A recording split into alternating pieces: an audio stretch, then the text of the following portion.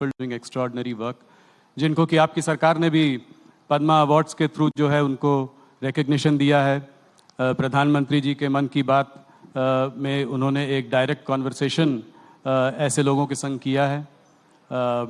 तो सबसे पहला सवाल राइजिंग इंडिया समिट पर मेरा ये होगा कि आप राइजिंग इंडिया को, पिछले 9 साल से आपकी सरकार है, आप कैसे देखते हैं इंडिया राइजिंग को, और इसमें रियल हीरोज का योगदान कैसे रहा है?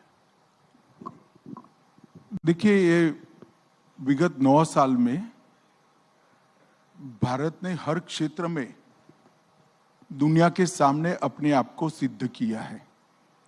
चाहे खेल का क्षेत्र हो, चाहे अर्थतंत्र का सुधार करना हो, चाहे डेमोक्रेसी का रियल परकोरेशन करना हो, डेमोक्रेसी को स्ट्रेंथी करना हो,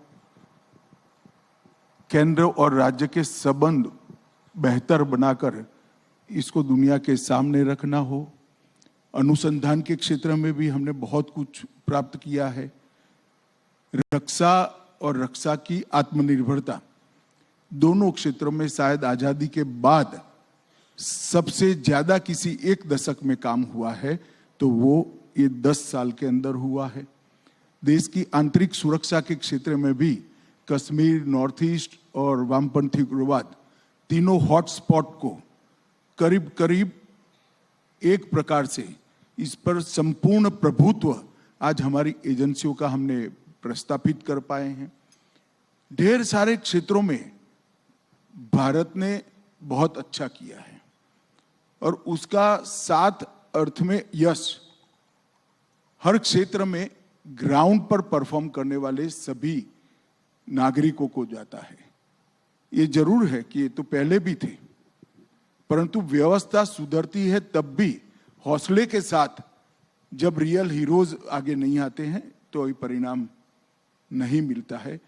मुझे पूरा भरोसा है कि अब इस नींव पर मोदी जी ने जो हमारे सामने एक स्वप्न रखा है कि 2047 में जब देश की आजादी के 100 साल पूरे होंगे, तब विश्व में हर क्षेत्र के अंदर भारत नंबर 1 होगा, सर्वप्रथम होगा। इसको हम निश्चित ही सिद्ध कर पाएंगे।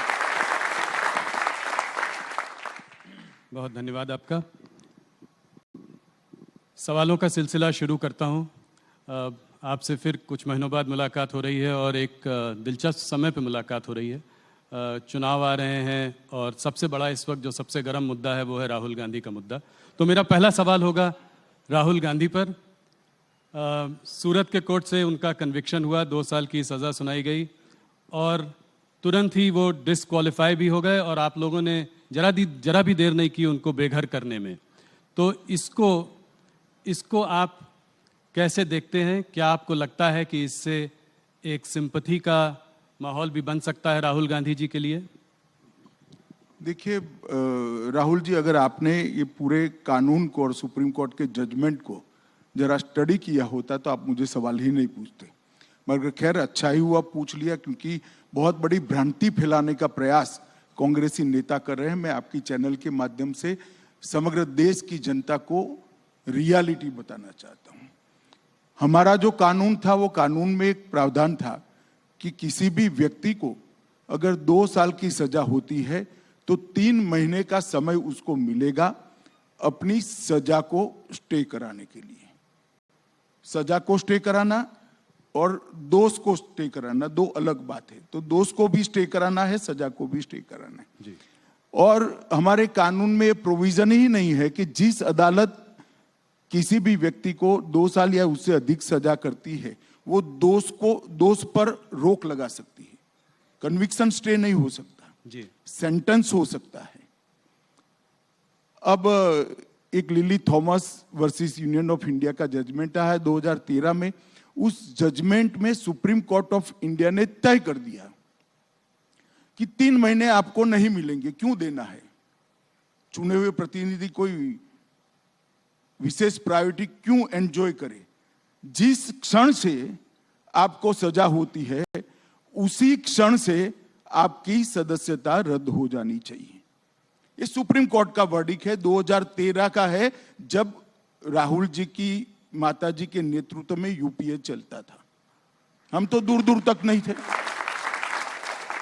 अब ये जजमेंट आने के बाद हम तो आज भी सुधारना नहीं चाहते जजमेंट को, मगर कांग्रेस सरकार सुधारना चाहती थी क्योंकि वो लालू जी को बचाना चाहती थी। एक ऑर्डिनेंस लेके आए मनमोहन सिंह जी और इसको नॉनसेंस कर श्रीमान राहुल गांधी ने पूरे देश के सामने अपने ही सरकार के ऑर्डिनेंस को फाड़ दिया। अब उनके फाड़ने के बाद किसकी मजाल थी कांग्रेस सरकार में कि इस ऑर्डिनेंस को कानून में बदले, विड्रॉ कर लिया गया जी। आज अगर वो कानून होता तो वो शायद बच जाते, इतनी हाई तौबा नहीं करनी पड़ती। और दूसरी बात, उन्होंने अब तक अपने दोस्त पर रोक लगाने के लिए, कन्विक्शन पर स्टे लेने के लिए अपील भी नहीं की है। ये किस प्रकार की एरोगेंसी है? आपको फेवर चाहिए, आप मेंबर पार्लियामेंट बने रहना चाहते हो और अदालत के सामने भी नहीं जाओगे? ये किस प्रकार की एरोगेंसी है? कहां से जनरेट होती है ये एरोगेंसी? कहां से जनरेट होती है? और ये श्रीमान पहले नहीं है, अब तक राजनीति में उनसे ज्यादा बड़े पद पर रहे हुए और उनसे भी ज्यादा अनुभव रखने वाले ढेर सारे नेता इसी प्रावधान के तहत अपनी सदस्यता गंवा चुके हैं। मैं 3 नाम तो आपको अभी भी गिना सकता हूं। श्रीमान लालू प्रसाद यादव इसका सबसे पहला भोग बने, उसके बाद जयललिता जी बनी और राशिद अल्वी जी बने। ऐसे 17 लोग इंक्लूडिंग राहुल गांधी, सबकी सदस्यता गई है। किसी ने काले कपड़े नहीं पहने, किसी ने हाय तौबा नहीं की, क्योंकि ये सुप्रीम कोर्ट का जजमेंट है, देश का कानून है। मगर अब इन पर आ गई तो कांग्रेस वाले कहते हैं गांधी फैमिली के लिए एक अलग कानून बनाना चाहिए। मैं देश की जनता को पूछना चाहता हूं, किसी एक परिवार के लिए इस देश में अलग कानून बनना चाहिए क्या? ये देश की जनता ने तय करना है। किस मेंटालिटी में जीते हैं लोग?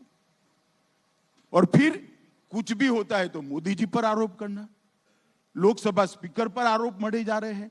अरे भाई, आप कानून पढ़ो, वो तो शायद नहीं पढ़ पाएंगे, मुझे मालूम है, समझ नहीं पाएंगे, परंतु कांग्रेस के बड़े बड़े वकील जो राज्यसभा में बैठे हैं और वकील होने के कारण ही बैठे हैं, वो लोग भी नहीं समझाते हैं कि भाई लोकसभा स्पीकर के हाथ में कुछ नहीं है।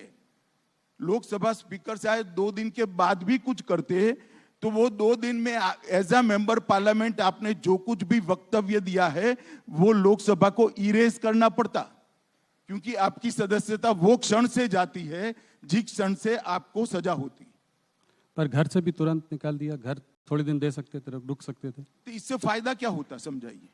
नहीं, सिंबॉलिक है, बैर की राजनीति बोल रहे हैं ये, इसलिए मैं सवाल पूछ। सिंबॉलिक तो ये है कि फॉर व्हाट स्पेशल फेवर? आप बता सकते हैं जब जर्नलिस्ट क्यों स्पेशल फेवर करनी चाहिए? जब संज्ञान में आए उसके बाद तुरंत कदम उठाने का सुप्रीम कोर्ट का निर्देश है। ऑनलाइन जजमेंट भी पहुंच गया, जिन्होंने अर्जी की थी उन्होंने जजमेंट पहुंचा दिया। और लोकसभा स्पीकर सुप्रीम कोर्ट के आदेश की अवमानना क्यों करे?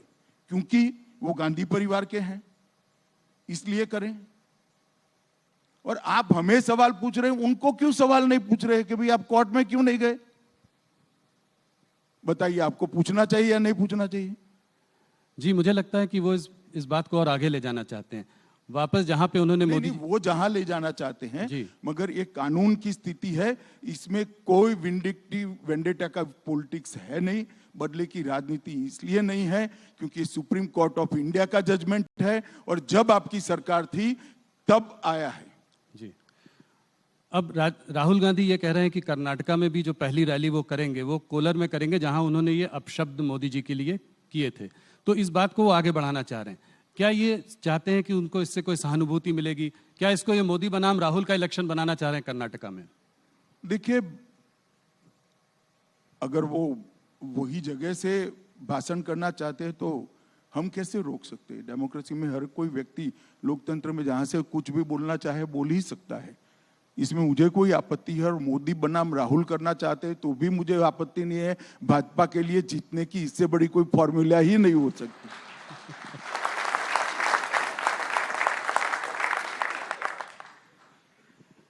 अमित जी, आपकी पार्टी ये जो अपशब्द राहुल जी ने मोदी जी के लिए कहे, आपकी पार्टी इसको एक एंटी ओबीसी कलर भी देने की कोशिश कर रही है, ऐसा क्यों? देखिए, उन्होंने मोदी जी को नहीं कहा है। पूरा भाषण आप सुन लीजिए जी। और मेरे इंटरव्यू के पहले चलाकर भी दिखाइएगा तो लोग भी सुने। उन्होंने मोदी समाज मतलब तेली समाज में सभी लोग क्यों चोर होते हैं ऐसा एग्जैक्ट नहीं कहा। उन्होंने ये कहा कि सारे चोरों का सरनेम मोदी क्यों होता है, ये कहा है जी। तो वो उन्होंने ओबीसी समाज का ही जानबूझकर अपमान किया है। इसमें पार्टी के बनाने का सवाल नहीं है, उन्होंने बोला ही ऐसा है। और जो महाशय कोर्ट में गए इसके खिलाफ, स्टेटमेंट के खिलाफ, उनका कंटेंशन भी वही है और जजमेंट का सार भी वही है। आगे ये भी कह रहे हैं कि मैं कोई सावरकर नहीं हूं जो माफी मांगू, गांधी माफी नहीं मांगते, इसको आप कैसे देखते हैं? देखिए, उनको माफी नहीं मांगनी है तो बेल भी नहीं जमा कराना था। महात्मा गांधी ने किया था एक बार, अंग्रेजों ने उनको सजा करी तो कहे मैं पेनल्टी नहीं भरूंगा, माफी नहीं मांगूंगा, पेनल्टी नहीं भरूंगा, दंड भी नहीं भरूंगा, सब कर दिया। तो इन्होंने भी करना चाहिए था। मेरी जानकारी जो है 15,000 रुपए का मुचरका भरकर वो बेल लिए हैं जी। और दूसरा, माफी न मांगनी हो तो न मांगे, मगर सावरकर जी के लिए इस प्रकार के शब्द नहीं करने चाहिए। मैं इतना कह सकता हूं कि इस देश के लिए ज्यादा से ज्यादा यातनाएं सहने वाले व्यक्तियों में से एक वीर सावरकर। पूरे आजादी के संग्राम के अंदर एक ही व्यक्ति ऐसी है जिसको एक साथ 2 जन्म टिप की सजाएं हुई जी। ऐसे वीर हुतात्मा के लिए आज इस प्रकार के शब्द प्रयोग करना, और शायद हम पर उनको भरोसा ना हो, वो अपनी दादी के भाषण सावरकर जी के लिए पढ़ ले कि इंदिरा जी क्या कहती थी।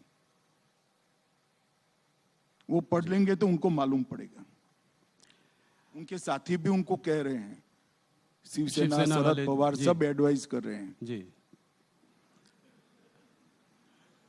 अमित जी, अभी तक ममता बनर्जी और केजरीवाल जो है कांग्रेस के साथ नहीं थे। इस मुद्दे को लेकर वो भी अब राहुल गांधी के और कांग्रेस के साथ खड़े हुए हैं। एक तरीके से ऑपोजिशन जो है एक साथ एकजुट हो गई है इस मुद्दे को लेकर। देखिए राहुल जी, हर बार ये सवाल मैं जब से राष्ट्रीय राजनीति में आए आ रहा है।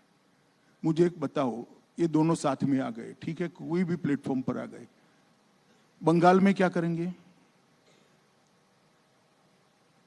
केजरीवाल जी क्या दिल्ली की सीट राहुल जी के लिए छोड़ देंगे क्या?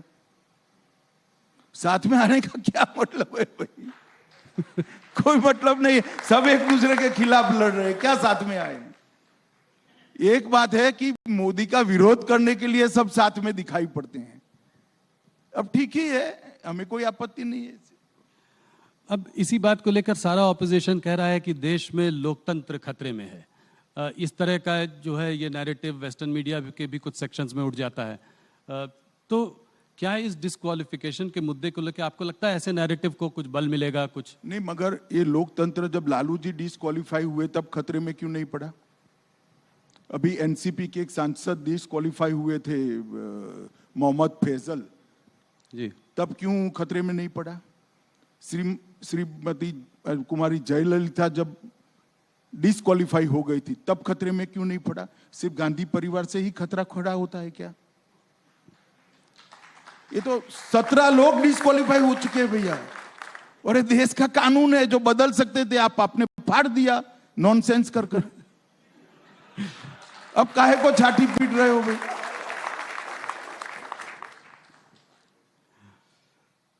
अमित जी, थोड़ा आने वाले चुनाव, कर्नाटका के चुनाव की ओर देखते हैं।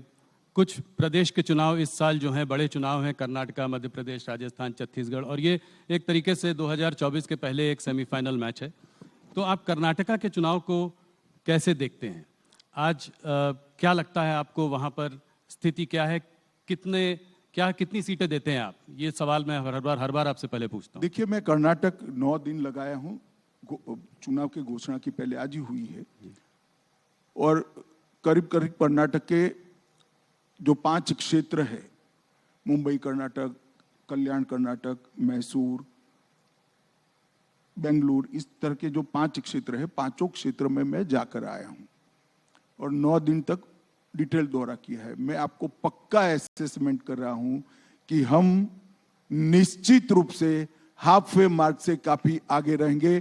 पूर्ण बहुमत की भारतीय जनता पार्टी की सरकार बनने जा रही है। 1985 में रामकृष्ण हेगड़े जी के बाद कभी दोबारा रिपीट नहीं हुई है सरकार, इसके बाद भी आपको इतना भरोसा है? 30 साल के बाद 30 साल तक कभी भी पूर्ण बहुमत की सरकार नहीं आई थी।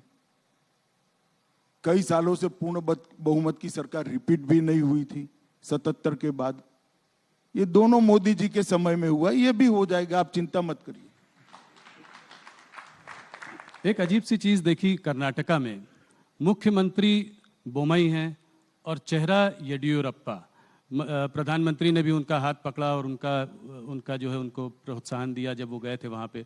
तो इसको आप कैसे देखते हैं? किसके चेहरे के अंडर चुनाव लड़ रहे हैं? क्या बोमई वापस अगर आप जीतेंगे तो मुख्यमंत्री पहले बनेंगे? एक बात समझ लीजिए, येदियुरप्पा जी हमारे वरिष्ठ नेता है, केंद्रीय पार्लियामेंट्री बोर्ड के मेंबर है, चुनाव समिति के मेंबर हैं और भारतीय जनता पार्टी ने उनकी वरिष्ठता को कभी क्वेश्चन नहीं किया। हम ऐसी पार्टी नहीं है कि जो पावर पर नहीं है उसको दरकिनार कर देते हैं। हमारे यहाँ जो वरिष्ठ नेता होते हैं उनका सम्मान पावर में हो या न हो, सम्मान होता है। और आज भी मैं कह रहा हूं सबके सामने कि येदियुरप्पा जी बहुत बड़े आकर्षण के साथ स्टार कैंपेनर की भूमिका कर्नाटक के अंदर निभाएंगे और उन्होंने वो कर्नाटक असेंबली में भी स्पष्ट कर दिया है। जी। तो अगर जीत कर वापस आएंगे तो बोमई जी वापस मुख्यमंत्री बनेंगे? देखिए, वो तो पार्टी तय करेगी। अभी पार्टी में इस प्रकार की कोई चर्चा नहीं हुई है, पर बोमई जी हमारे मुख्यमंत्री है, बहुत अच्छा काम किया है और अच्छे से चला रहे हैं। और येदियुरप्पा जी और बोमई के कालखंड के अंदर जो कुछ भी कर्नाटक में डेवलपमेंट के काम हुए, इसके आधार पर हम फिर से निश्चित रूप से चुनकर आएंगे। और कर्नाटक की जनता डबल इंजन सरकार चाहती है। मोदी जी की योजनाओं को, मोदी जी के कार्यक्रमों को और मोदी जी के विजन को नीचे इंप्लीमेंट करे, इस प्रकार की समान विचारसरणी वाली सरकार कर्नाटक की जनता चाहती है और परिणाम भी इसी प्रकार के आए। जेडीएस ने करीब 150 लोगों की लिस्ट जारी कर दी है, कांग्रेस ने भी करीब 125 कैंडिडेट घोषित कर दिए हैं। आप लोगों ने अभी तक कोई लिस्ट जारी नहीं की, तो कहीं ना कहीं कोई चौंकाने वाली कोई नहीं, चौंकाने वाला कुछ नहीं होता। हमारे यहाँ एक पद्धति तय है, जिले को सुनते हैं, फिर प्रदेश में इस पर चर्चा होता है, फिर यहाँ पर आता है और केंद्रीय पार्लियामेंट्री बोर्ड निर्णय करता है। वहां परिवारों को सुनना है, 5 परिवार इकट्ठा बैठ जाते, और जेडीएस में तो 5 भी नहीं बैठना, एक ही परिवार बैठ जाए तो सारे फैसले हो जाते देवगौड़ा जी का। और यहाँ 3-4 परिवार बैठ जाए तो फैसला तो उनके लिए बड़ा सरल है। हमारे यहाँ लाखों कार्यकर्ताओं से चरणबद्ध चर्चा करनी होती है तो थोड़ी देर लगती है भैया, हम थोड़े स्लो भी है। जेडीएस की बात करी तो लोगों का यह भी कहना है कि जेडीएस जो है वो भारतीय जनता पार्टी की बी टीम है, इसको आप कैसे देखते हैं? देखिए, फिर से एक बार आप स्टडी करे बगैर का सवाल कर रहे हैं। गत चुनाव में हम सबसे ज्यादा सीटों के साथ 1 नंबर की पार्टी बने थे। हमारी 104 सीटें थी, जेडीएस की 34 सीटें थी। और फिर जेडीएस कांग्रेस की गोदी में सत्ता के लिए बैठ गई और दोनों ने सरकार बनाई। अब बताइए जेडीएस किसकी बी टीम है? जरा बताइए ना जनता को। तो आपकी कोई बातचीत नहीं चल रही है? आपकी कोई बातचीत नहीं चल रही है? नहीं, हमारी कोई बातचीत कैसे? हम हर सीट पर लड़ेंगे, पूर्ण बहुमत के लिए लड़ेंगे और मोदी जी के नेतृत्व में पूर्ण बहुमत आएगा, इसका मुझे पूर्ण भरोसा है। किसी से बातचीत का सवाल ही पैदा नहीं हो। कोई भी हालत में अगर जरूरत पड़ी तो भी उनके संग गठबंधन नहीं करेंगे? गठबंधन नहीं करेंगे चाहे कुछ भी, अगर मान लीजिए कम भी पड़ जाए? गठबंधन का सवाल ही नहीं है, किसी के साथ गठबंधन करने की जरूरत नहीं है। पोस्ट पोल भी नहीं, पूर्ण बहुमत प्राप्त करने जा रहे हैं और विश्वास के साथ हम मैदान में उतरे। विधानसभा के चुनाव के घोषणा से पहले आपकी पार्टी ने जो 4% रिजर्वेशन मुस्लिम्स के लिए था, उसको आपने 2% जो है लिंगायत और वोकालिगा उसके लिए उसमें बांट दिया। ऑपोजिशन का कहना यह है कि ये पोलराइजेशन की आपकी एक स्ट्रैटेजी है, इसको कैसे देखते हैं आप, क्या मानते हैं? देखिए, मैं मानता हूं ये करने में थोड़ी देर हो गई है,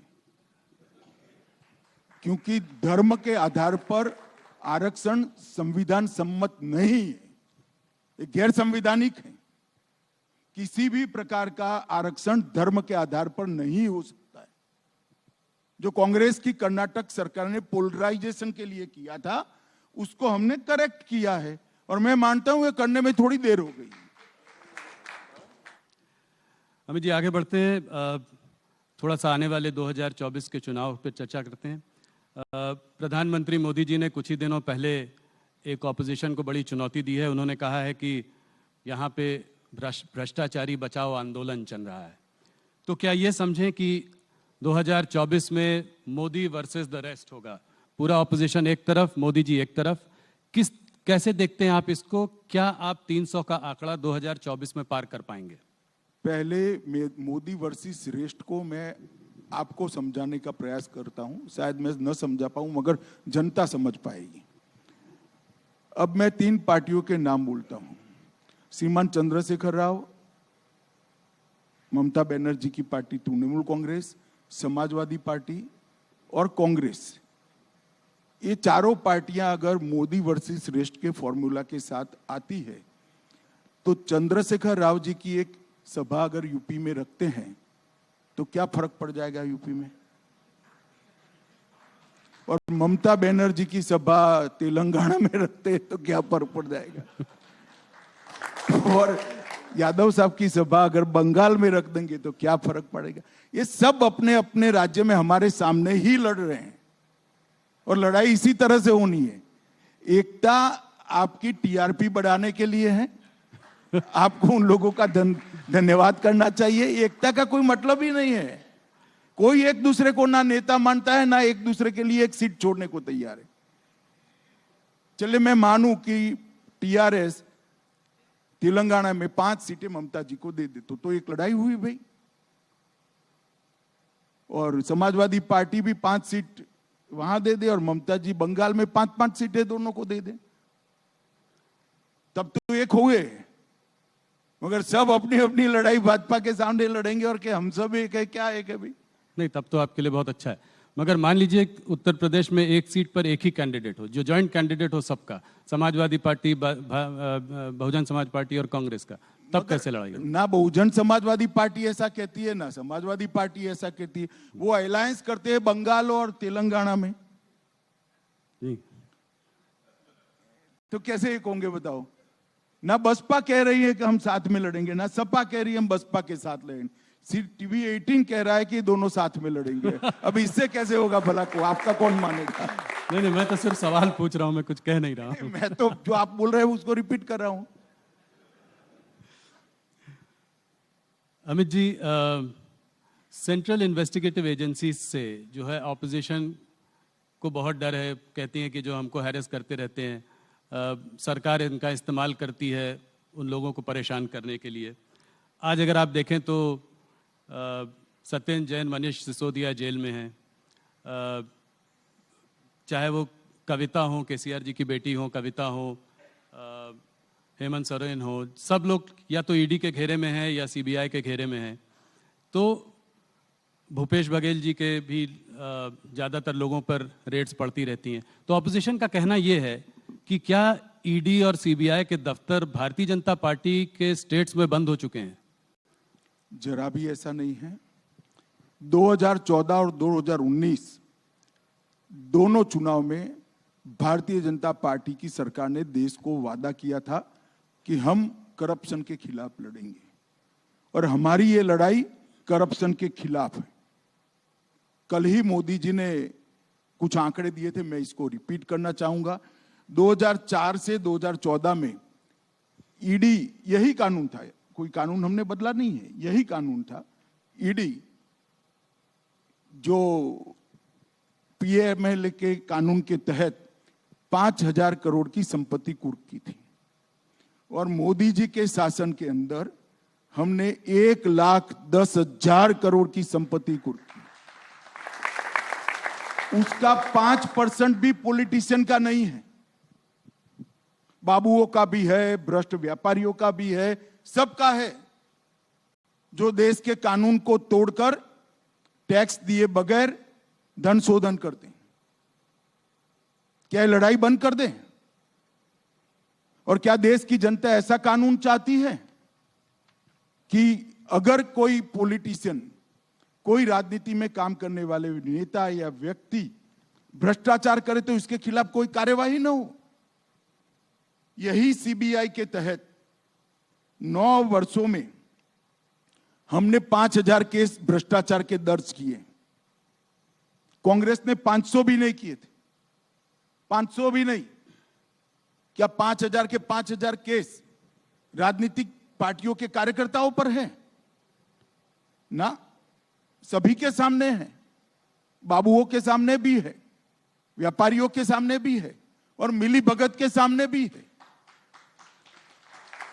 और जहां तक दुरुपयोग का सवाल है, लालू जी पर केस किसने किया था? यूपीए की सरकार ने किया था जी।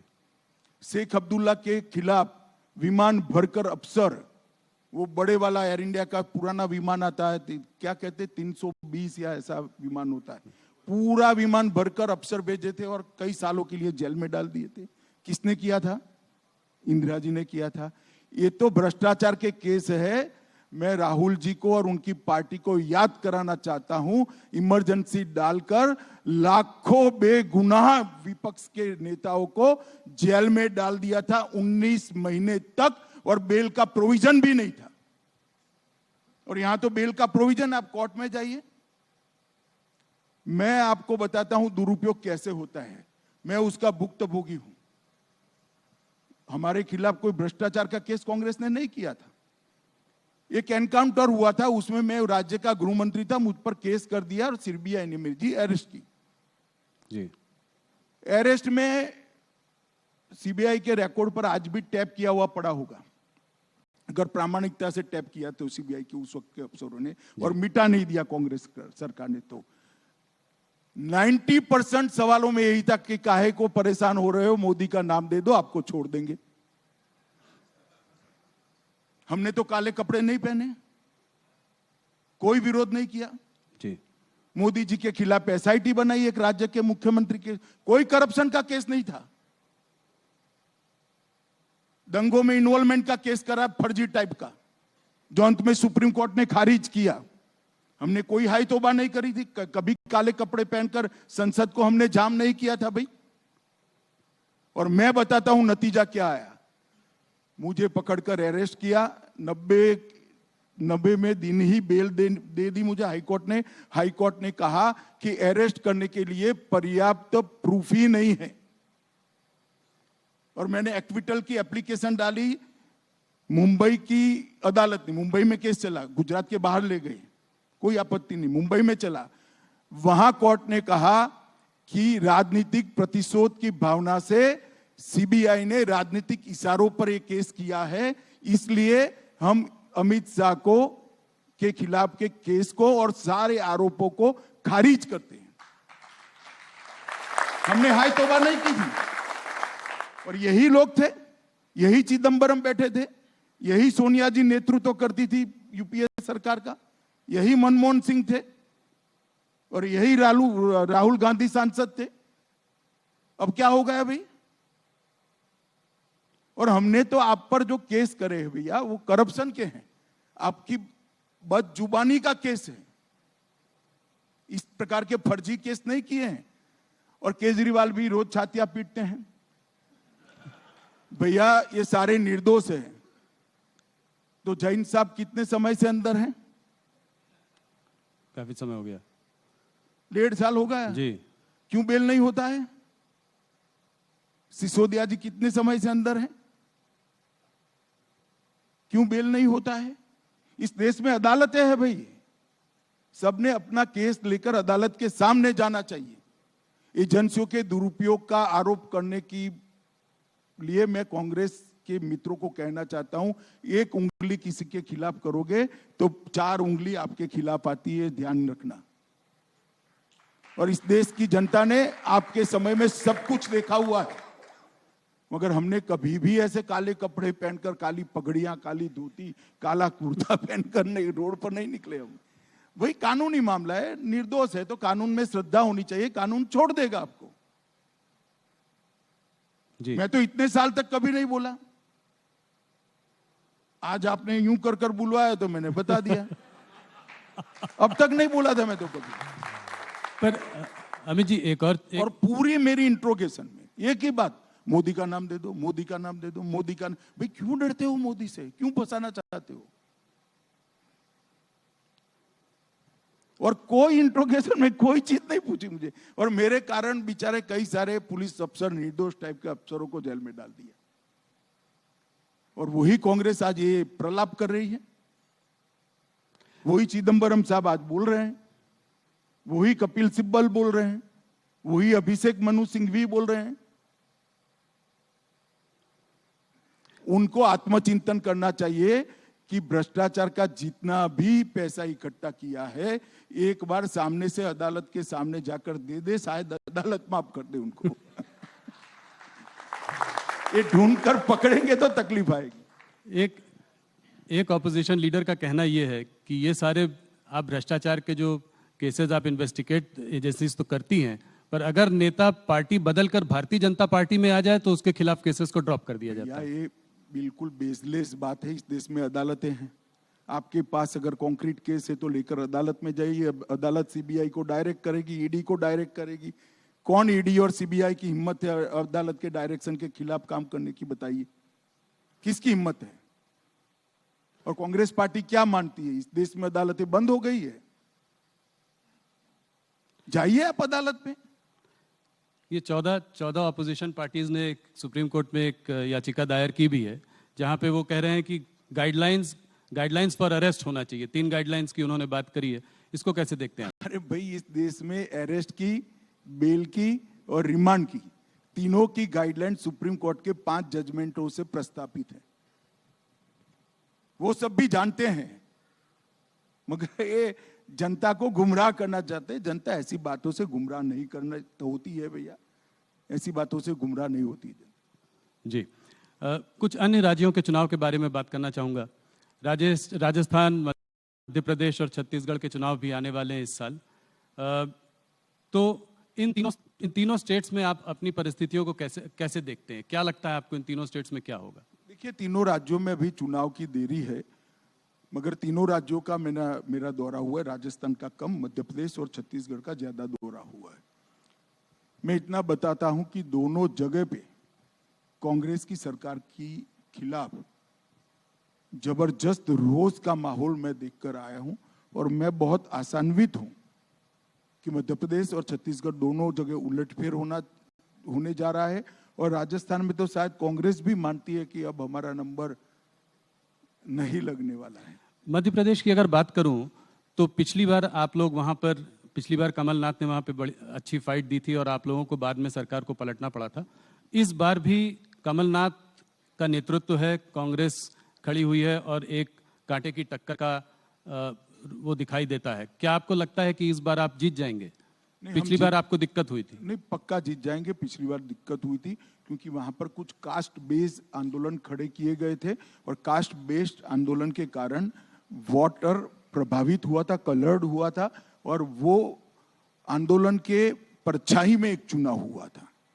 ऐसा ही कास्ट बेस्ड आंदोलन गुजरात में भी खड़ा किया था जी। इस बार नहीं, इसके पहले के चुनाव में इसकी परछाई में चुनाव हुआ, तो स्वाभाविक रूप से लोकतंत्र में थोड़ा असर होता है इसका।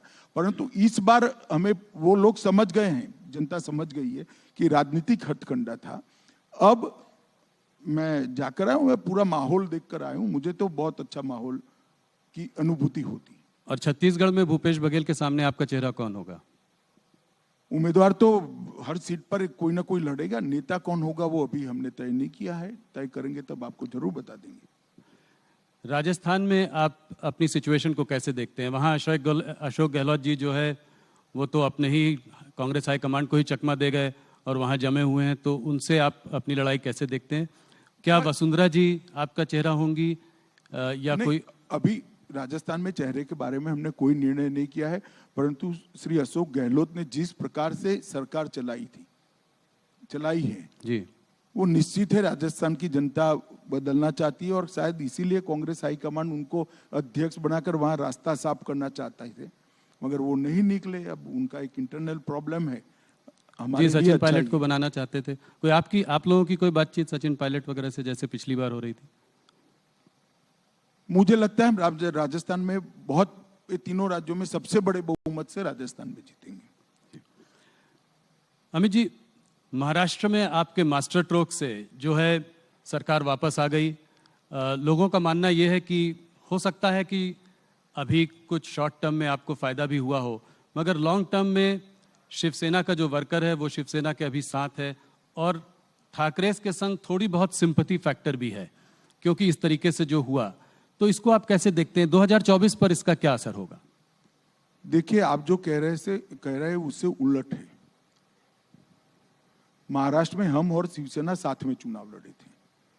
देवेंद्र फडणवीस के नेतृत्व में चुनाव लड़ा गया। फिर कांग्रेस और एनसीपी ने चुनाव हारने के बाद श्री उद्धव ठाकरे को कहा कि हम आपको मुख्यमंत्री बना देते हैं, तो वो मुख्यमंत्री बन गए। बनने तो बन गए, सभी लोग उनके साथ भी गए, मगर जब जनता में जाने लगे तब आइडियोलॉजिकल जो डिफरेंस ऑफ ओपिनियन थे वो सरफेस पर आने लगे। क्योंकि शिवसेना सालों से हिंदुत्व की पॉलिटिक्स करती थी और कांग्रेस और एनसीपी की जिस प्रकार की पॉलिटिक्स थी, तो शिवसेना का वफादार जो वोटर था उनके जनप्रतिनिधियों को हर जगह सवाल करता था। जनप्रतिनिधि जो छोड़कर वहां से भागे, वो हमारे कारण नहीं भागे हैं, जनता के दबाव के कारण वहां से निकले हैं। तो इसी में जवाब है, जनता ही चाहती थी कि शिवसेना और भाजपा इकट्ठा रहे, तो असली शिवसेना अब हमारे साथ आ गई है और हम और शिवसेना इकट्ठा होकर सरकार बनाए हैं, चुनाव भी लड़ेंगे, चुनाव भी जीतेंगे। कुछ लोगों का ये मानना था कि पिछली बार अगर भारतीय जनता पार्टी अकेले चुनाव लड़ती, शिवसेना के बिना चुनाव लड़ती, तो शायद उसको बहुमत मिल सकती थी। मैं भी मानता हूं, मगर शिवसेना हमारी बहुत पुरानी साथीदार पार्टी थी, इसलिए हमने इन पर भरोसा किया। पर मेरा सवाल यह है कि अब आप एकनाथ शिंदे जी के संग हैं, तो क्या इनकी पार्टी का जो है विलय भारतीय जनता पार्टी में सवाल ही होगा? नहीं खड़ा है। ये रियल शिवसेना है, चुनाव आयोग ने भी ये सिद्ध कर दिया है, धनुष बाण का निशान भी उनको दे दिया है। भारतीय जनता पार्टी और शिवसेना साथ में चुनाव लड़ेंगे। मर्जर का क्वेश्चन डज नॉट अराइज, ना ऐसा कोई प्रपोजल है, ना कोई ऐसा विचार चल रहा है। तो 2024 में सीट का बंटवारा कैसे होगा? कितनी सीट पर आप लड़ेंगे? कितनी? वो तो करेंगे मिल बैठ कर, ये कोई बड़ी बात नहीं है। जरूरत पड़ी तो आपको भी बुला लेंगे।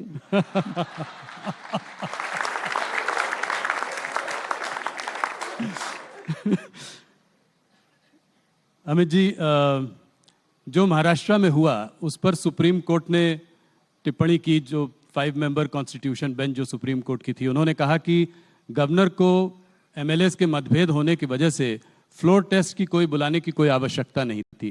क्या कहते हैं आप?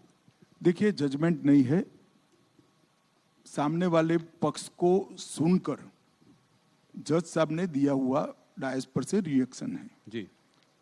मैं मानता हूं उसके बाद शिवसेना के लॉयरों ने भी ढंग से इसका जवाब किया है कि तथ्य क्या थे।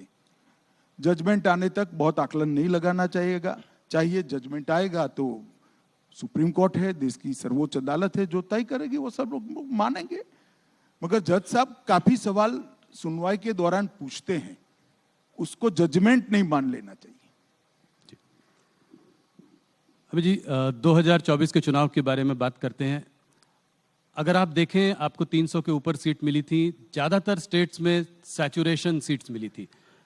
उत्तर प्रदेश में काफी ज्यादा सीट थी। देखो राहुल जी, आपकी स्मृति थोड़ी वीक है, मेरी बहुत शार्प है जी। 2019 के शुरुआत में पहला सवाल आपने ये किया था कि 14 में सैचुरेशन पर हो क्या होगा और 19 में हमारी सीटें बढ़ गई। इस बार भी कहता हूं, गत चुनाव से ज्यादा सीटों के साथ फिर से एक बार मोदी जी प्रधानमंत्री। ये एक्स्ट्रा सीट जो है वो कहां से आएंगी?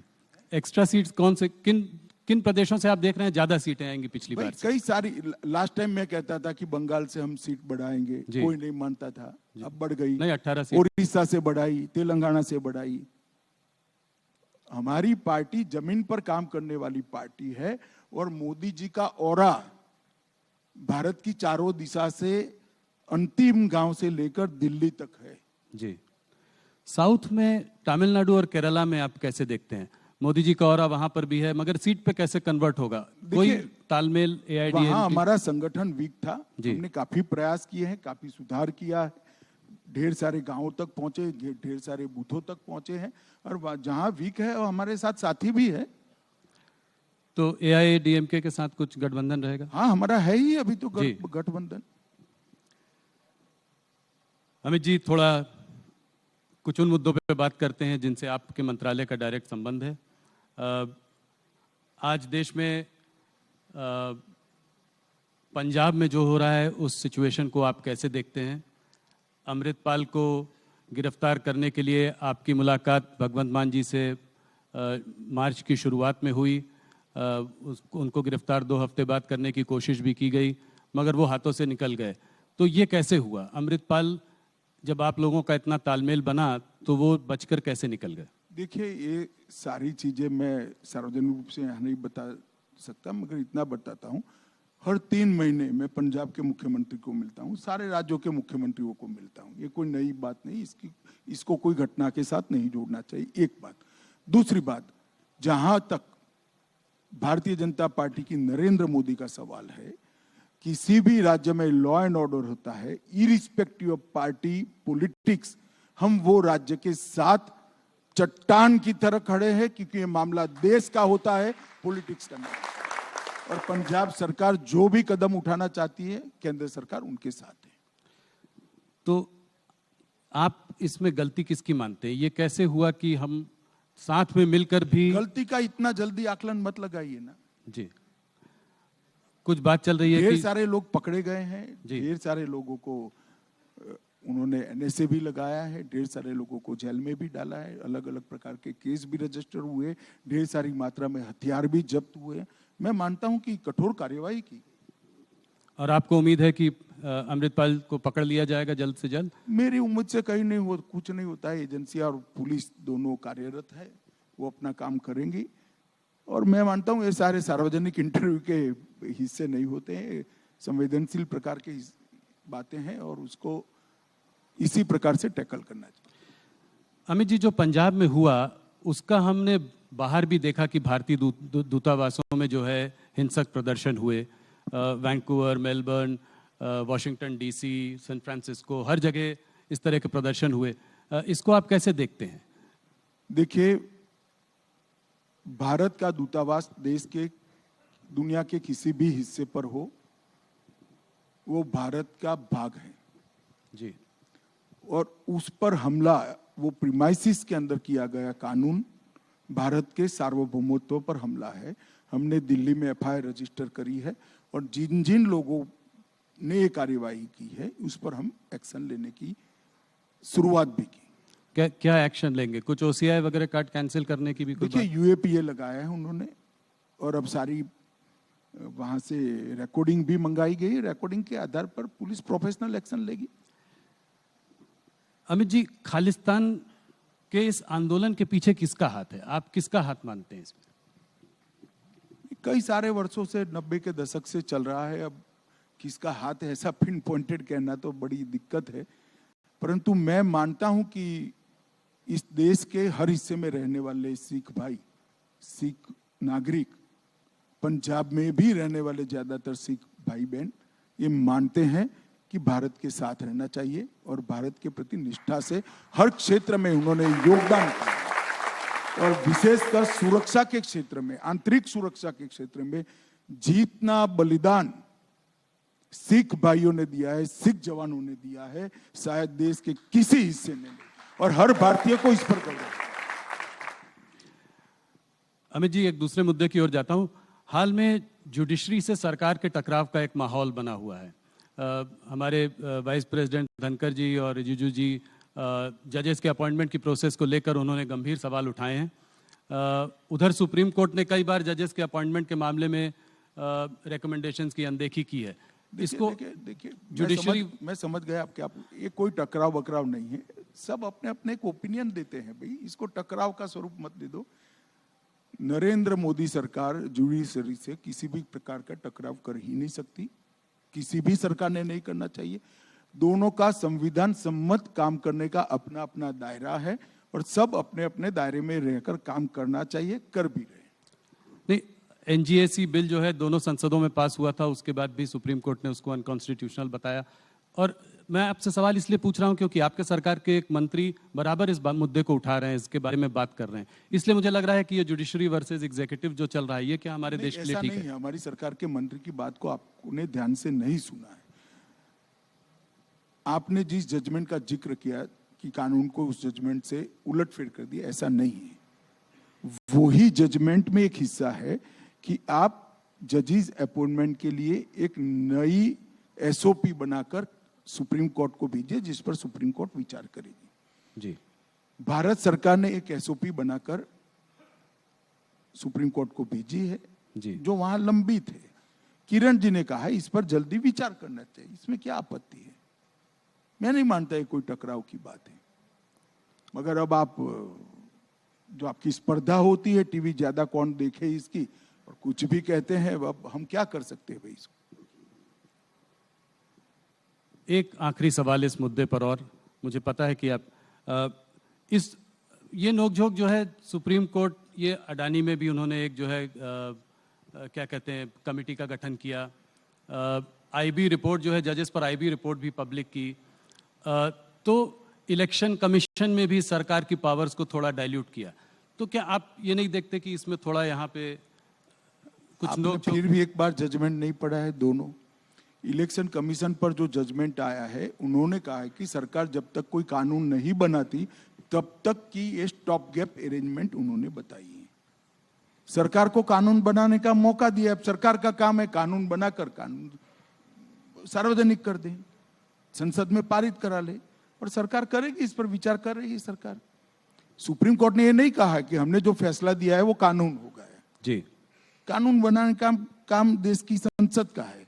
सुप्रीम कोर्ट ने कहा है कि हमें लगता है कि इस पर एक कानून बनाने की आवश्यकता है, और जब तक नहीं बनता है तब तक ये स्टॉप गैप अरेंजमेंट हम सजेस्ट कर रहे हैं।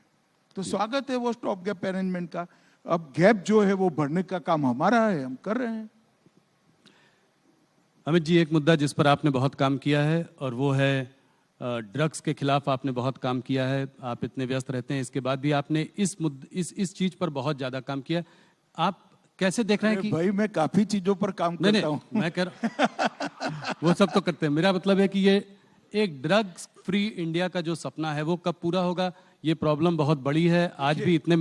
देखिए ऐसा है कि ये ऐसी समस्या है जिसकी समाप्ति की कोई डेट नहीं दी जाती है, ना हो सकती है, कभी भी नहीं हो सकती। एक लड़ाई है और लंबे समय तक चलने वाली लड़ाई है, मगर अप्रोच में बदलाव हो सकता है। नरेंद्र मोदी जी के प्रधानमंत्री बनने के बाद ड्रग के खिलाफ लड़ाई में हमने अप्रोच बदला है। एनकोड कर एक व्यवस्थापन 2020 से हम लेकर आए, जिस एनकोड के अंदर 4 स्तरीय व्यवस्था है। केंद्रीय स्तर पर 2 व्यवस्था है, एक राज्य स्तर पर है और एक जिला स्तर पर है। और एक सिर्फ पहले पुलिस और रेवेन्यू डिपार्टमेंट इसके खिलाफ लड़ते, अब होल ऑफ गवर्नमेंट अप्रोच के साथ हेल्थ डिपार्टमेंट, फार्मास्यूटिकल डिपार्टमेंट, इसके साथ समाज कल्याण विभाग, jail, home ministry, revenue ministry, finance ministry और बॉर्डर सिक्योरिटी, तो नेवी, कोस्ट गार्ड, ये सारे सब इकट्ठा होकर इसके खिलाफ लड़े। वो व्यवस्था का नाम है एनकोड व्यवस्था, जो 2020 से हम लेकर आए, और इसके कारण ड्रामेटिक परिवर्तन आंकड़ों में आया है जी। मैं आपको बताता हूं, पहले 9 साल में 630 करोड़ का ड्रग पकड़ा गया था, और ये 9 साल में 22,000 करोड़ का ड्रग पकड़ा गया है। देश की जनता को भी शायद मालूम है, हर 3 महीना अपने हाथ से मैं ड्रग जलाता हूं जी, और 3 साल से जलाता हूं। 22,000 करोड़ रुपए का ड्रग। इसका मतलब ये नहीं ड्रग ज्यादा आने लगा है, इसका मतलब है ड्रग ज्यादा पकड़ा जाता है। हमने तंत्र को कठोरता के साथ काम करने की सूचनाएं दी है, और पहले ड्रग के खिलाफ जो केस होते हैं उसमें केस का अप्रोच होता था। एक आदमी ड्रग के साथ पकड़ा जाता है तो केस रजिस्टर कर लेते थे, संतुष्टि होती थी। अब ऐसा नहीं होता है, टॉप टू बॉटम और बॉटम टू टॉप अप्रोच लिया है। एक आदमी ड्रग के साथ पकड़ा जाता है तो वो कहां से लाया, वहां से लेकर देश में कहां से आया, वहां तक इन्वेस्टिगेशन होता है, और देश की सरहद पर पकड़ा जाता है तो जहां से पकड़ा गया वहां से कहां पान की दुकान तक जाना था वहां तक का इन्वेस्टिगेशन होता है जी। तो टॉप टू बॉटम और बॉटम टू टॉप इन्वेस्टिगेशन के कारण आज पूरे तंत्र पर उनकी जो सिस्टम है जी। इस पर एक कुठाराघात करने का काम नरेंद्र मोदी सरकार ने किया है और मैं मानता हूं कि इस लड़ाई के अंदर विशेषकर युवाओं ने जुड़ना चाहिए। ये हमारे देश की भविष्य की पीढ़ी को खोखला बनाती है, ये जाली नोटों के व्यापार को बढ़ावा देता है, ये षड्यंत्र, ये ड्रग ट्रैफिकिंग से ही टेरर फंडिंग होती है, ये हथियारों की तस्करी को भी बढ़ावा देता है और हमारे बच्चों को उनके जीवन के आनंद से गुमराह करता है। और हमारी सरकार का स्पष्ट अप्रोच है कि जिस बच्चे को ड्रग की आदत पड़ती है वो तो विक्टिम है, व्यापार करते हैं वो गुनहगार है और दोनों के लिए हमारा अलग अलग अप्रोच है। जो विक्टिम है उसको रिहैबिलिटेशन सेंटर पर ले जाओ और जो व्यापार कर रहे हैं उनको कभी न बाहर आ पाए इस प्रकार के कानून से जेल की सलाखों के पीछे डालो। बहुत अच्छा। आपने अभी कहा आपने बहुत सारे काम किए, एक और काम पे मैं प्रकाश डालना चाहता हूँ और वो है नक्सलवाद से जो आप लड़ाई लड़ रहे हैं और अभी आप एक राज्य जो है छत्तीसगढ़ में सुकमा में रहकर भी आए। आपने काफ़ी स्कूल अस्पतालों के कुछ एरियाज़ में जो है आप गए भी, सुरक्षा एजेंसीज के लिए बड़ी चुनौती थी, आप वहाँ पहुँच गए, मगर आपने ये सब किया, इसको आप कितनी बड़ी समस्या मानते हैं और इसको कैसे टैकल कर रहे हैं? देखिए, एक जमाने में काठमांडू से तिरुपति कॉरिडोर की बात होती थी और देश के 12 राज्य इसकी चपेट में थे। 12 राज्य आज घटते घटते घटते घटते छत्तीसगढ़, महाराष्ट्र के 1-2 जिले, मध्य प्रदेश का 1 जिला, तेलंगाना, आंध्र प्रदेश के 1-1 जिले और उड़ीसा संपूर्ण मुक्त हो गए, बिहार और झारखंड भी संपूर्ण मुक्त हो गए, बंगाल मुक्त हो गए, मध्य प्रदेश मुक्त हो गए। और ये 10 साल के अंदर, मोदी जी के प्रधानमंत्री बनने के बाद 9 साल के अंदर हर प्रकार की वामपंथी उग्रवाद की हिंसा में एवरेज 76% की कटौती हुई। इनकी कैडर को पूरी तरह सख्ती से हम निपटे हैं और इसके साथ जो मेन स्ट्रीम में आना चाहते हैं उनको मेन स्ट्रीम में आने की भी व्यवस्था। मैं मानता हूं कि बहुत कम समय के बाद ये देश हम ऐसा सोच सकेंगे, ऐसा सुन सकेंगे, ऐसा देख सकेंगे कि देश वामपंथी उग्रवाद से संपूर्ण रूप से मुक्त हो चुका है। अमित जी, एक सवाल और, आज अगर आप विश्व भर में देखें तो ज़्यादातर देश में अर्थव्यवस्था चरमराई हुई है। सारे बड़े बड़े देश जो है उनकी इकॉनमी जो है आज एक कठिन संघर्ष से गुजर रही है। आज इंडिया एक ब्राइट स्पॉट है जिसकी की इकॉनमी फिर भी संभली हुई है और अच्छा कर रही है, मगर इसका एक दूसरा पहलू है जो कि ऑपोजिशन सरकार को टारगेट करता है, वो है महंगाई और बेरोजगारी का मुद्दा। ये मुद्दा बार बार आता है, महंगाई बढ़ी है और काफ़ी बढ़ी है इधर, तो आप इसको कैसे देखते हैं? देखिए, महंगाई को भी कोरोना के कठिन कालखंड के बाद विश्व के परिप्रेक्ष्य में देखें तो भारत की स्थिति England, Germany, France, even America, इस सबसे बहुत अच्छी स्थिति है। और मैं इतना कह सकता हूं कि खाने पीने की चीजों पर मोदी जी ने महंगाई को नहीं बढ़ने दिया है। मगर आज विश्व का अर्थतंत्र एक दूसरे के साथ इस प्रकार से जुड़ा है कि विश्व के अर्थतंत्र के अंदर जो बदलाव होते हैं इससे कोई भी देश अछूता नहीं रह सकता। हम अगर ये कहेंगे कि विश्व के अंदर जो स्लोडाउन आए इसका हमारे यहाँ कोई प्रभाव नहीं होगा, विश्व के अंदर जो महंगाई हुई इसका हमारे यहाँ कोई प्रभाव नहीं होगा, तो वो सही नहीं होगा। इसका प्रभाव होना ही है, परंतु इसके सब प्रभाव को कम कम करने का काम भारतीय जनता पार्टी की नरेंद्र मोदी सरकार ने किया है, इस देश के प्रधानमंत्री ने किया है। और मैं आज कह सकता हूं कि कोरोना के कालखंड के दोनों सालों में समग्र विश्व में सबसे तेजी से बढ़ने वाली अगर कोई अर्थव्यवस्था रही है तो वो भारत की रही है। और ओवरऑल असेसमेंट करें तो अटल जी इस देश के अर्थतंत्र को 11वें नंबर पर छोड़कर गए। विश्व के अर्थतंत्रों की तालिका में। जी। फिर अर्थशास्त्री प्रधानमंत्री मनमोहन सिंह जी आए, उन्होंने एक बहुत अच्छा काम किया, 11वें नंबर पर से देश को 12वें नंबर पर नहीं जाने दिया, 11वें नंबर पर 10 साल तक देश स्थित रहा। फिर मोदी जी आए, 9 साल में 11वें नंबर पर से 5वें नंबर का अर्थतंत्र भारत बना। और मैं मानता हूं ये बहुत बड़ी सिद्धि है, पूरी दुनिया मानती है कि भारत उत्पादन का हब बन चुका है। नए नए क्षेत्र के अंदर ग्रीन हाइड्रोजन का क्षेत्र हो, अंतरिक्ष का क्षेत्र हो, ड्रोन का क्षेत्र हो, स्टार्टअप को बढ़ाना हो, या युवाओं के लिए एक सानुकूल वातावरण खड़ा करना हो, जिससे एक मंच पर खड़े रहकर विश्व के युवाओं के साथ वो स्पर्धा कर पाए, वो मंच मोदी जी ने भारत के युवाओं को दिया है और सफलतापूर्वक दिया है, ऐसा मैं मानता हूँ। नहीं, और आज लोग मानते हैं कि इस डेकेड के एंड तक हो सकता है कि हम top 3 economies of the world में भी हों, तो इसमें कोई दो राय नहीं है। अमित जी, मैं हर बार कोशिश करता हूं कि आपसे कुछ हल्के फुल्के सवाल पूछूं, पर उसका मुझे कोई जवाब नहीं मिलता। एक सवाल जाते जाते बताइए, आप रिलैक्स कैसे करते हैं? कुछ कभी छुट्टी लेते हैं, कभी कुछ? तो अभी आपके साथ बैठकर ही रिलैक्स हूं भैया। देखो भाई, मन में जो है वो करते रहो, अपने लक्ष्य के अनुरूप करते रहो, अपनी मान्यता के अनुरूप करते रहो, कभी थकान नहीं लगेगी। अपने मन से विपरीत करोगे, अपनी आइडियोलॉजी से विपरीत करोगे, अपनी मान्यता से विपरीत करोगे तो थकोगे। अगर कोई कॉम्प्रोमाइज करे बगैर अपनी मान्यता के अनुसार काम करते रहोगे तो थकान कभी नहीं लगेगी, और इसीलिए मुझे कभी नहीं लगती। मुझे पता है कि मुझे जवाब मिलेगा नहीं, पर मैंने फिर भी कोशिश की।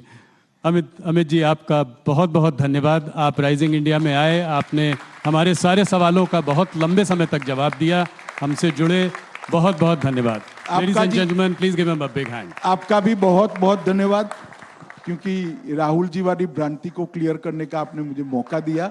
बहुत बहुत धन्यवाद। धन्यवाद। Ladies and gentlemen, big round of applause for Amit Shah ji, please. Amit